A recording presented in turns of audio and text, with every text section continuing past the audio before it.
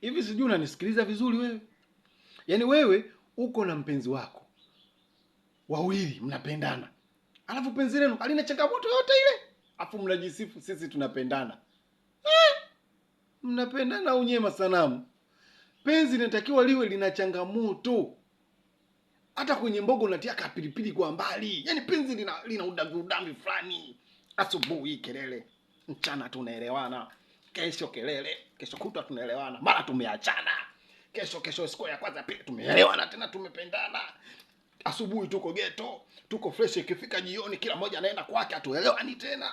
Yaani penzi fulani kweli lina udambi, yaani lina kweli mapicha, yaani mpaka ndugu wenyewe waelewi, marafiki wenyewe waelewi. Yaani kama tunapendana, kama tunaachana, yaani hatueleweki, Leo tunapigiana simu, "Hello baby, nimekumisi, unajua mimi na wewe ni wakufa kuzikana." Kesho simtaki tena huyo hata kumsikia. Yaani simpendi kule reki zake. Yaani huyo John huyo simuhitaji. Oya, yaani huyo Skola, huyo Amina simtaki kwenye maisha yangu. Sasa hivi nitakuwa na demu mwingine. Alafu siku ya kwanza ya pili mko pamoja, mnapita. Yaani kwanza mnaishangaza jamii. Nyie mnaishishije? Hilo ndio penzi la kibongo. Penzi. Yaani hata mizimu zenyewe, yaani hata mpaka wachawi wenyewe wanajistukia. Kwa hivi hawa dawa zetu hazikamati. Yaani hata waongo wenyewe wanaanza kujistukia wao kuwaletea nyie uongo. Sasa wewe unakuwa na penzi ambalo halina hata changamoto kwa watu kweli. Yaani hata watu wamuwapi stress.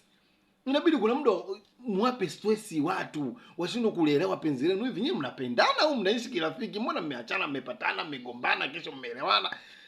Oya we. Kuwa na changamoto. Yaani wasikuelewe. Yaani penzi lenu lula uvuguvugu. Mara la baridi, la moto. Hilo ndio penzi baba. Penzi atakiwa liwe alieleweki. Bullshit man.